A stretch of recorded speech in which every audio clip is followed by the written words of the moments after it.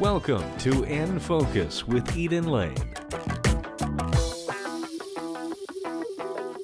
Later we'll meet choreographer Emery LeCrone as she creates a new work for Colorado Ballet. We met her as the company prepared to preview this work at the Vail International Dance Festival. But first we go to the Edge Theater for the regional premiere of A Small Fire, a new play by Adam Bock. We'll meet some of the cast, but we'll begin with the artistic director of the company, Rick Yaconis, and the director of this production, Robert Kramer. Well, thanks for letting us come in on a Sunday while you're so close to your opening performance, and your sets are still being built, and you let us interrupt that construction. Thank you very much. You're welcome. Thank you. What's the name of this brand new play? It's called A Small Fire. It's by Adam Bock. He's a tremendous young playwright. He writes with Playwright Horizons in New York. He's probably best known for Swimming in the Shallows, which was a wonderful play, came out about 4 or 5 years ago, about a young woman who tries to achieve enlightenment by giving away her possessions one a week. Mm. And it's an amazing play, and this is. So he tackles light, fluffy material. That's it. Well, it's been called a Zen parable, and I love that. I love that description of it. Critics have talked about it being what we find, what addition we find in our lives through subtraction. But it really, that the heart of it is the idea that possessions and all of those things that we think are important are actually standing between us and understanding and enlightenment of who we really are.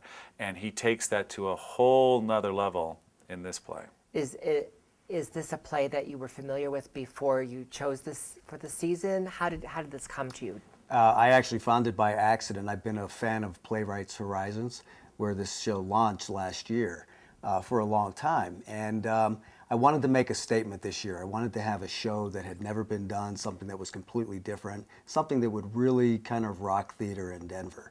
And so I went on Playwrights Horizons website, I just started reading some of the plays, and I saw that one, and I said, that's it. After I ordered a copy of the script, read it, I knew that was the one that I wanted, and put a plan in place and tried to get the rights to it, which was no small task, but we made it happen. Had you been familiar with this playwright and or this script before? I knew the playwright. I did not know this play, and Rick came to me with the piece and said, "Why don't you read this? I really want to do this," and couldn't put it down. It was amazing, and he put a plan in place to bring it here, which was really he glossed over that, but that was pretty significant. When you get a hot new play out of New York, trying to get it past the big budget houses here in town is a very difficult thing. And Rick made that happen through persistence that I've never seen in theater. And I think that he eventually charmed the playwright and showed him how much passion we were going to bring to this project, and that it was not anything short of our top priority. And I would say that's why we got the opportunity to do it. It's really a credit to Rick. We called the playwright, we called the agent, we called the director of licensing, and just wouldn't take no for an answer, and finally they succumbed to us. So. Were you in competition with other companies in town or in this region? Yes, professional theaters were looking at it in Denver, and so we wanted to announce it on the opening night of Some Girls, which was September 20th last year. And couldn't announce it because we didn't quite have the rights yet, so we delayed it, and I think we finally finalized the deal sometime in December. Over the summer, you did the light, sort of fun stuff, and you're back to what your mission is. And how is this fitting into this? It's actually perfect for this season. You're right, that is kind of the MO of what we're doing here at the Edge, doing a lot of dramatic, hard-hitting pieces and then lightening it up in the summer. This year we started off with Glengarry Glen Ross, which Rob Kramer also directed. And so you can see I trusted 2 shows that I'm very passionate about, Glengarry Glen Ross and A Small Fire. You said you wanted to do that for 20 years. 20 years I've been wanting to do Glengarry Glen Ross. But I was too young 20 years ago. We were all too young 20 years ago. But no, the second season started with Glengarry Glen Ross and now A Small Fire, and it fits perfectly. Our next show is going to be more of a classic. It's Arthur Miller's View from the Bridge. And then in the summer, we're going to go back and lighten it up a little bit again. There are some light moments in this script I've heard you all discussing. I have to confess, I did not see it in New York, and I have not read it. So tell me about what I can expect when I come to see this. Well, the first thing, reading it, if you, and this is an experience our audience won't have, but actually reading the play, it is a little Joycean, without any punctuation except occasional periods. And it's framed on the page like it's poetry. And it gives the actor and the director a lot of license in terms of where you want to go with telling the story. And what we found is that the rhythm of it is very natural. It's very everyday life. The characters are so real. It felt to me that I could see these people and their words were leaping off the page when you read it the first time. And we've taken that approach with the production, that we want it to be very much, these are images from everyday life of these characters. And just like everyday life, sometimes the funniest joke that you'll hear is at a very tragic moment. And you know, maybe my favorite joke in the play is one that the daughter, Jenny, makes fun of her mother, Emily, at a point where she's losing something that's pretty crucial. And she can't fathom it, so she makes a joke about it. And to me, it speaks to me like real life does. And you have funny people in your life that it doesn't matter what's happening to them, they come into a situation and they make you smile and they make you laugh. And we have that in the show as well. So give me the basic description, just sort of like the log line description of what this play is. How are we going to communicate what you have in store for us? I think this play is about relationships and connection with people and how we take that for granted, in a nutshell. I think it's about self-discovery. I think it's about finding what makes us who we are, what defines us, what shapes our experience. The actors in the interview that you conducted with them talked about how the experiences of the play change their characters. I would like to think of it more that the experience of the play peel back the layers of an onion and show us who they really are at the core. And that's a beautiful thing. Almost every person I've ever met, when you peel back all of the stuff that they insulate themselves with from the rest of society and from other people in scary situations, when you peel that back, people are beautiful. And it is absolutely true in this play, and we get to see 4 beautiful characters as portrayed by maybe 4 of the best actors in town, which is always a delight. Even though it's a very specific situation, it's a woman who owns a construction company, her husband, her daughter, and a friend, a coworker. Her right-hand man, he manages at her construction company. It's not a situation we see written about female characters all the time. No, and we've talked about this in the past. I love stories with strong female characters. I think that it is the most amazing people I meet are all women, and yet most of our plays are about men. It just is the way it works, and it's too bad. And so I'm always drawn to pieces that are told from the perspective of women. And as an older male, adult women, I like adult women, unlike most of my, gender and age range, who seem to gravitate towards 18-year-olds. But it really is a treat to be able to hear a story told from the perspective of an adult woman who makes her own choices and sets her own sail. And I think that's just a beautiful thing. Well, these definitely sound like people I'm anxious to meet, and I'm so glad not only that you chose it and you cast this cast, but you were so persistent in bringing this to us here in Denver. Thanks so much. And got the right director and the right cast for the show, so we're very excited. Thank you so much. Thank you. Thank you. Now we'll meet some of the cast of A Small Fire at the Edge Theater. Kirsten Brandt, Paul Page, and Christian Mast. The play doesn't sound like a play I've been familiar with. I don't think I've ever seen it, or I know I haven't read it. So what does it feel like for you to do material that is so new to most audiences that they haven't seen produced, at least not here? I'm excited by it. I think it's thrilling. Yeah. It's only had a production in New York at Playwrights Horizon in about a year ago, January of 2011. So this is a regional premiere, and I, for one, am just thrilled. And Adam Bock is an amazing playwright, so it's like really really well written, and it's exciting because you can really hear someone talking like this. So that part is really exciting as an actor, when you get to say things that, oh, you would really say this, and everything isn't just a clear-cut sentence with a period. It's almost like sometimes thought process. It's written very natural. It's written conversationally, very conversational. Does that make it harder to memorize in any way, or to work on? A little bit. Yeah, like that one. Sometimes there's a couple extra ands and ors, but once you've got it in, I find at least, once you've got it in yourself, it actually is better almost from an acting perspective. It gives you more things to work with, and just, 3 no's in a row can give you 3 different thoughts and 3 different actions and things that can be happening. So, I don't know. And it really allows you to kind of get in that rhythm overlapping whoever you're on stage with, which I think makes it more real and very natural at that point as Your well. body language when describing it, and you just use the word rhythm, does it have a certain kind of identifiable rhythm to the script? Well, he doesn't punctuate except for periods. So there are no hyphens, there are no ellipses, there are no dashes. Yeah. There's one capitalization. There's one line in the whole script that has the words are capitalized, and other than that, it's so I think that's exciting because that opens it up to the interpretation of the actors and the director to come up. Well, he could be saying this, or what he does mean is this, and, or it could the thought could end here, or it could go to here, or you know, just And we've come up with things in the rehearsal process that we have intuitively.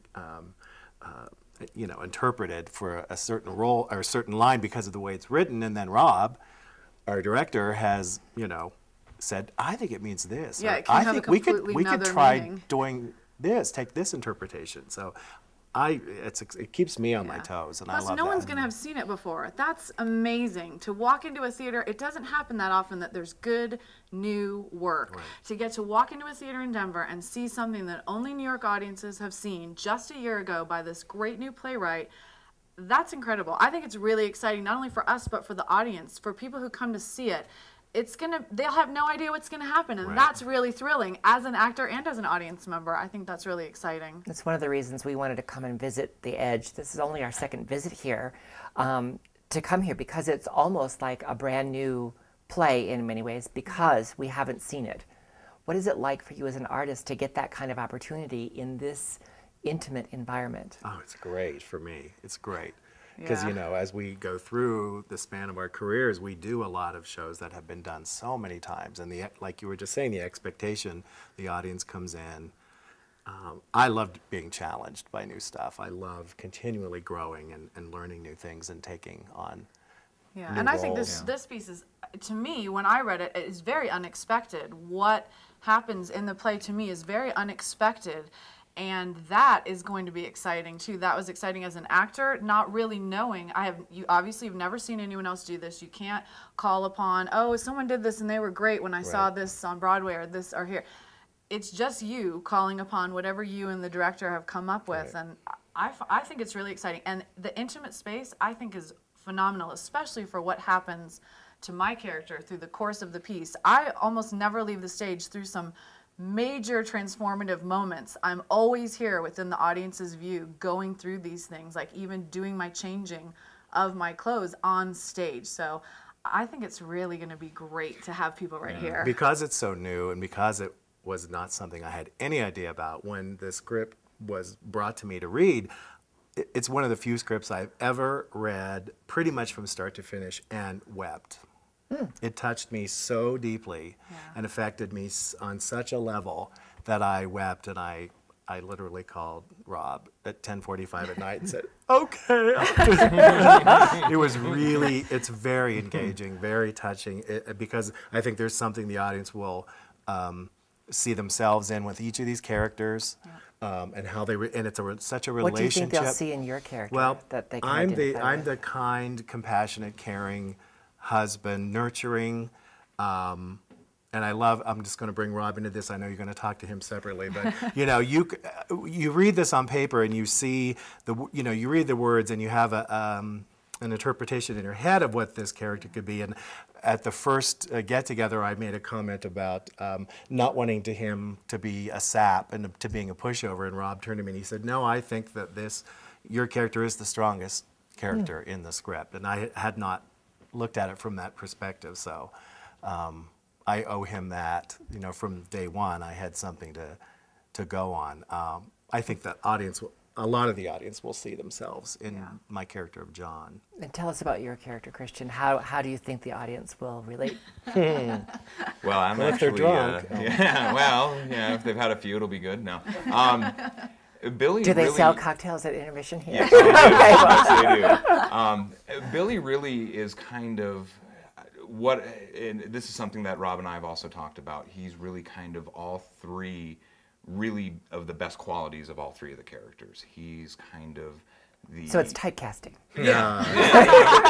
Oh, no. It's nice because with this being such a heavy piece, my character allows a little bit of that relief. So I have a bit of comedy in it, which is nice because it'll give, I think, the audience a chance to go, okay, I can breathe again. Because And even when it we're takes a little facing weight difficult off. situations, not Yeah. every single moment of your existence is... You even laugh at funerals sometimes. It's like sometimes you have the opposite emotion of what is going on, so you don't know how people will respond, but his character is definitely necessary. He lightens up, but he lightens up all the characters in the scene with him. It's not just him. When he comes in, we're affected because it's about the relationships between the people in the play. So. Well, we don't want to give away too much, so try, if you can, to give us a glimpse of your character without giving away too much. You know, my character, I would think, contrary to you, of course, she thinks she is the strongest one in the play, and it's really about her journey from that strength to a little bit more of a vulnerable place, to say the least. Yeah, I don't want to give away too much because what happens is kind of extraordinary, and I think, as we've been talking about, it's a new piece, and you want people to come and just have a blank slate. A lot of things happen to my character, and I think the play. We know she really faces physical challenges. Yeah, she loses her senses, literally. Literally, starting with the smell and taste, and some other senses go, and it's just the challenge that she's facing. And I don't know that she changes as much, although definitely she evolves her character. But it's also about the relationships, with how does it affect our marriage, how our marriage grows, how does it affect our working relationship, how does it affect my relationship with my daughter. So all of those things kind of come into play as she's losing these senses one by one. And as your character is losing her senses Yes. one by one, Yeah. how do you approach that as an actor? How do you still communicate? Paul cried when he read the play because he was so touched by it. I cried because I thought, how in God's name am I ever going to do this? And I say, thank you, Rob Kramer, for that.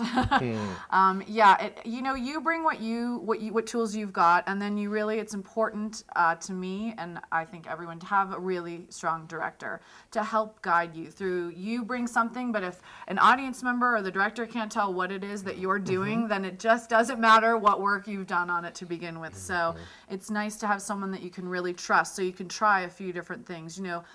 Losing your senses isn't something that, again, you can't go to really even another play. Like, how would this happen? For me, it's just been becoming more aware of the senses I have when I have them. When I'm smelling something and thinking, oh, that wouldn't be happening. Or even in the piece when we're rehearsing, my daughter will often smell very lovely, and I want to smell her sometimes when I've lost my sense of smell. And it's even just being aware of the sadness that can bring up, that you can't. This is something that's been cut off for her. She can't do this. She can't see that beautiful dress her daughter has on. She can't smell her husband's cologne or scent or something that, attracted her to him in the first place. And it's just so heartbreaking.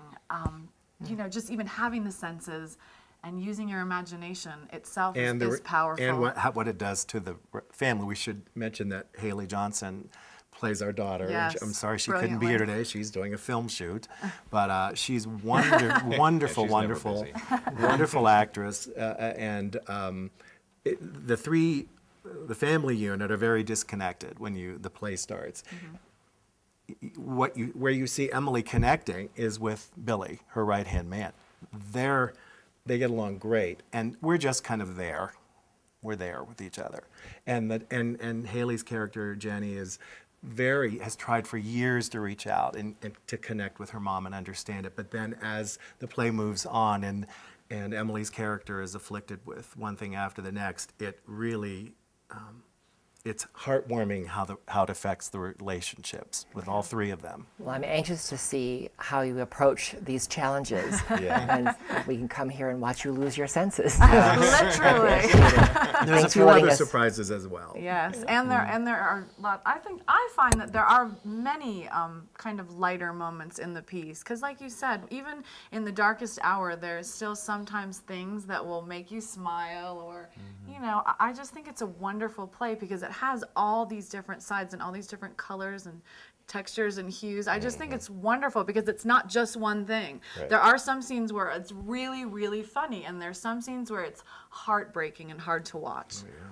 Well, I'm anxious to come and see it, and thanks for letting us interrupt your Sunday. Thank you so much for coming. We appreciate it very much. The Edge Theater Company's regional premiere of A Small Fire by Adam Bock runs through April 15th. Visit theedgetheater.com for details. Colorado Ballet's season closing concert is called Tribute, in honor of their founders. One of the 3 world premieres had a preview at this summer's Vail International Dance Festival. During those rehearsals, I had a chance to meet the choreographer, Emery LeCrone. I know the piece is still in construction. You have a few more days of work left. How would you describe it? Well, right now it's 4 movements. So there's a opening. There's 2 principal women that are featured. So you kind of have 2 main dance characters, I guess, and you have a principal man. And the first movement is for the first female principal, flanked by a corps of 8 women. So it's a very strong, rhythmic opening. It's bright, it's fast footwork, lots of formation changes, and that goes directly into the second section, which is for the second female principal, flanked by 8 men. So you kind of have this opposition of forces, I guess, and you have that section is much smoother and more fluid, and there's a lot of partnering, and the 8 men partnering all together, the one woman, and also individually having moments with her. So, and then that goes into the central pas de deux between the main couple, and that goes directly into kind of finale, culmination of all of that. You have moments of all the women again, and then a lot more partnering between the core dancers, and yeah, I'm really happy with where it is. We've had a lot of time, so. Is the vernacular classical ballet? Is it contemporary ballet? It's my movement style, but in point shoes, so I lean more towards saying classical, sheerly because they're on pink tights, they're on point. And not just sheerly because that, but I'd say it's a nice combination of both. There's a classical structure for sure. I mean, you have a principal woman, 2 demi-soloists. It's definitely set up. There's a strong corps de ballet. In your previous work, there's a little more sway in the body than classical ballet? I think there is in this piece too. I think more the difference is that, like I said, I've never had such a large group, so I haven't been able to have this structure of let's put her as a focus and have all these dancers, 9 dancers on stage at once, and really set this up. You know, my structure in the past has been different. It's been solo into pas de deux into maybe a quartet type thing, and less. I don't know. I'd say the structure is what's classical about it, and but we'll still recognize your movements. You'll still movements. recognize my movement, and mostly in the fourth section, which is to be determined whether that will happen in Vail or not. That's my favorite part of the whole piece right now, is the finale. I really think it kind of brings you back and references the first 3 movements. Now we know we're seeing the premiere of a portion of this at the Vail International Dance Festival. But the premiere of the piece in its entirety is later in Colorado Ballet season, is that correct? Yes, they're doing a wonderful program called Tribute in March, and it's celebrating the directors of Colorado Ballet, or the original founders, who were 2 women. 50 years ago. 50 years ago. 51 years ago this season, 51, right? So it's great. They decided to bring in myself and then 2 other female choreographers, Amy Seiwert and Jody Gates. So we'll all be premiering on that evening a a new work for Colorado Ballet, made specifically for this tribute. So it's really exciting. And so it means you'll get to come back. I get to come back. And will you be completing this work before you leave now, or will you be completing it when you return? Yes, it's actually, it's done pretty much now. I mean, we're tweaking, but originally that was one of the things we weren't sure about, is if I would have enough time here in this rehearsal period to complete the whole thing, or if I would come back. But it really worked out well that because this is the very beginning of their season and I'm the only one working right now, they were nice enough to let me steal a total 7 hours a day. So That's a luxury. Yeah, it's a huge luxury. I think the longest rehearsal period I've ever had at other companies is maybe 3 hours or 4 hours. So this is great to have accomplished that amount of work in 2 weeks. So in March, I will be coming back just to basically tech it on stage, put it on stage, the complete piece, build the lighting for the other part that maybe we don't get done in Vail, and just clean it up, brush it up again, you know, come back, see how it has aged. When you return, can we visit again? Yeah, you're welcome to come back, please. It might be a different piece in March, but... Well, I can't wait to see what the piece is this weekend and in March. And I know that you had a long rehearsal day today. I really appreciate you staying extra to talk to me about your new piece, Archetypes, Thank for Colorado you. Ballet. Thank you.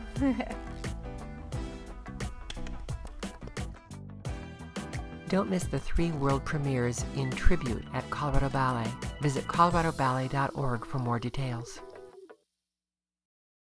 That's all for this edition. Remember to join us on Facebook and Twitter. With all that Colorado has to offer, we're here to help you keep it in focus. Thanks for watching. Good night.